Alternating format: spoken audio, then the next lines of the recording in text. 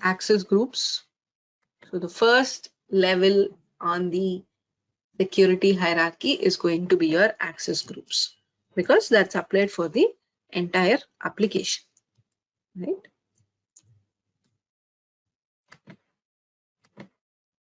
So let me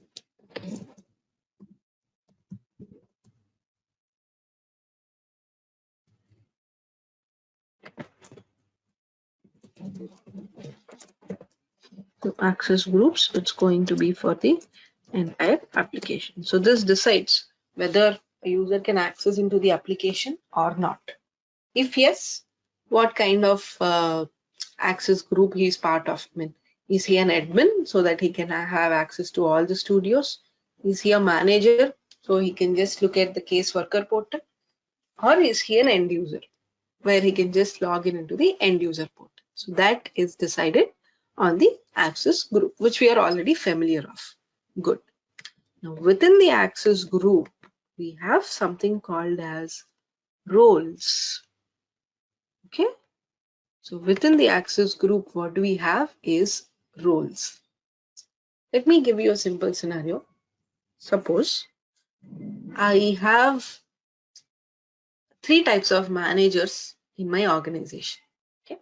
For example, senior manager, manager, and assistant manager. So 3 managers are there. Now you expect me to create 3 different access groups for them. One for senior manager, one for manager, one for assistant manager. 3 access groups are required. No, we can have one as manager and we can give the access to. Right. So instead of creating 3 access groups, right? I mean, because in each department I have to create 3. One for finance department, one for technical department, one for admin, one for HR. Likewise, imagine how many access groups I will end up with, right? So instead, what we do is we will create only one access group, but we can define roles for each of the 3 different managers, right? So roles are something where you define what is the functionality that they are performing. So roles are entirely dependent upon the functionality that a person does on the application. Okay. So when in an access group, I can list n number of roles. Right? So if you observe, let me go to the access group.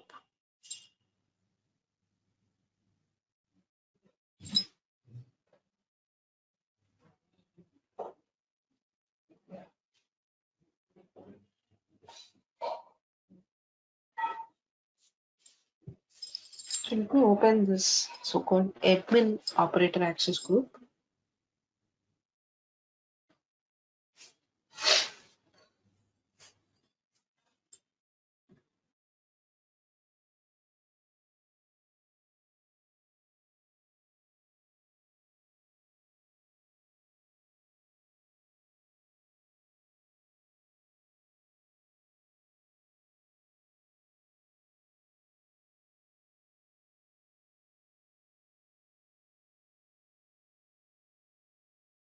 So within the access group, if we see, first thing that we look at is the application, which application it is pointing to and which version it is pointing to.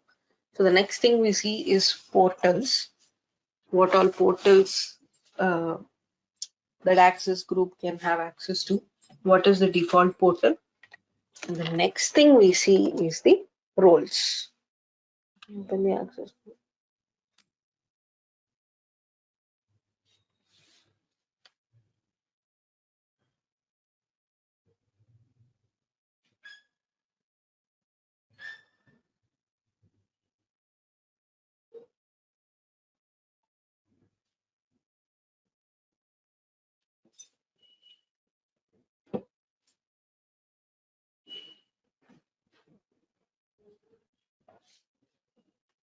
Right, so here comes your access roles. So by default, few access roles are created along with the application, right? So you can see them. I mean, they might be empty because we haven't added any thing into it. But let's have a look at some existing roles. So roles are, you can say, the second level of security because they are specific to the functionality. So the role that you perform on the application. Access role is going to be depending upon the job functionality, right? So access group starts with restricting on the application level. Access roles define restrictions on the job functionality, right? So now let's see what do you have on the role. I'm going to open some role instances.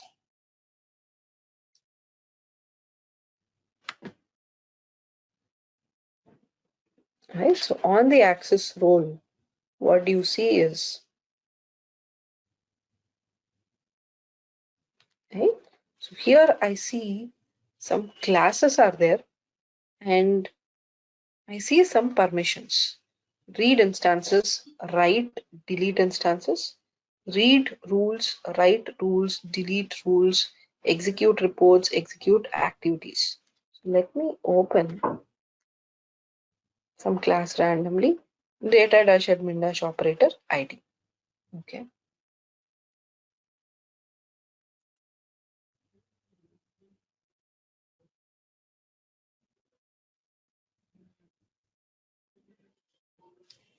So yes, here I see restriction on each individual class.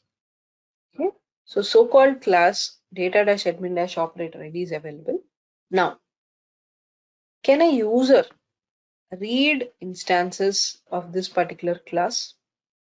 Can he write new instances to it? Can he delete any instances? Right?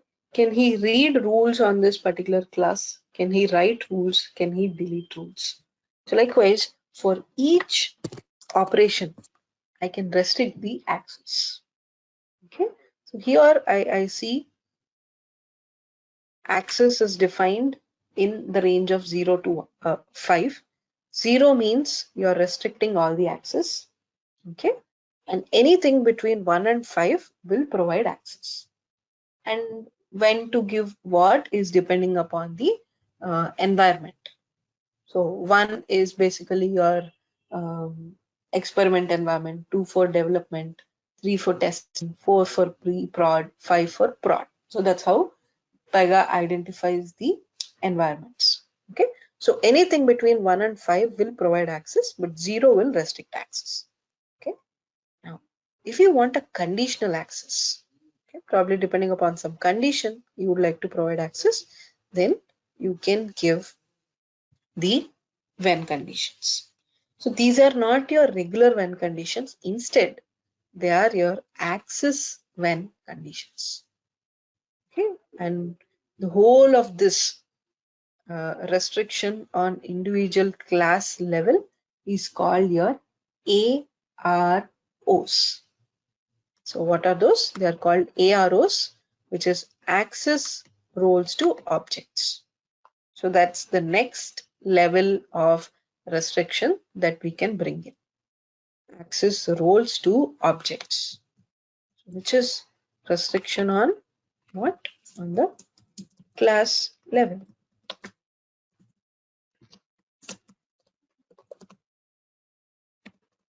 For individual class, I'm able to restrict the access. It could be for read, it could be for write, it could be for delete. Okay. So access roles to objects will provide the access only and only if you specify it. Right?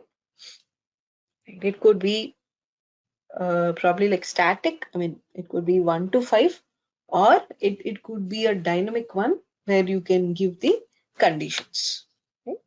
And these conditions,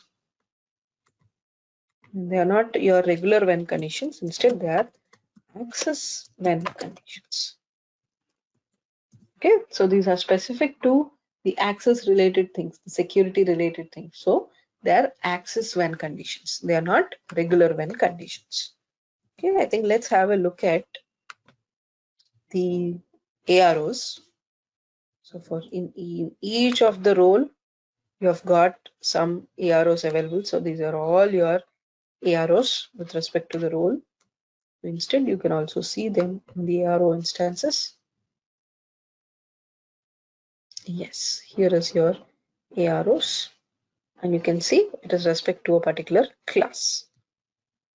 Let me open this data-admin- system.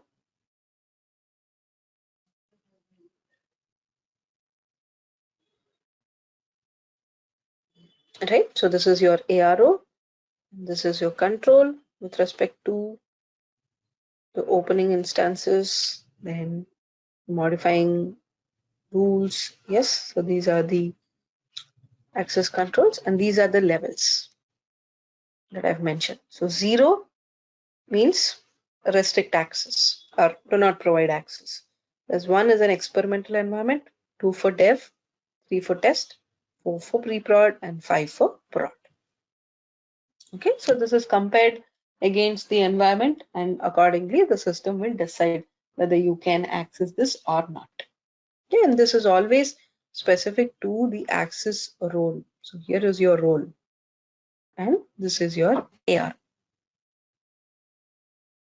Okay, so this is the restriction on the class level. Now on the same level, I have one more entity which is called access deny.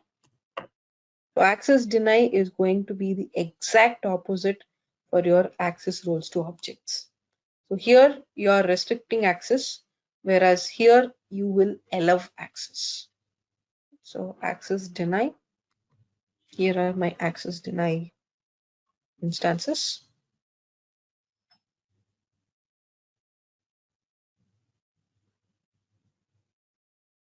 Okay, so for access deny, if you observe, 0 means do not deny access, nothing but allow access, right?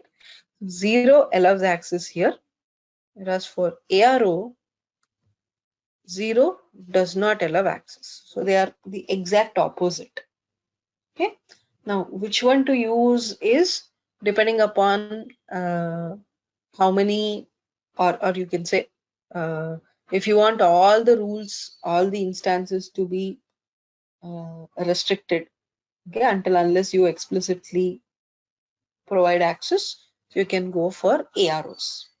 So considering the maximum, if you want all of them to be allowed, only 1 or 2 to be denied, then you can go for ARO. Okay, if it's the reverse, you can go for access deny rules, depending upon the majority. Right? But the thing is, your access deny and your AROs are the exact opposite.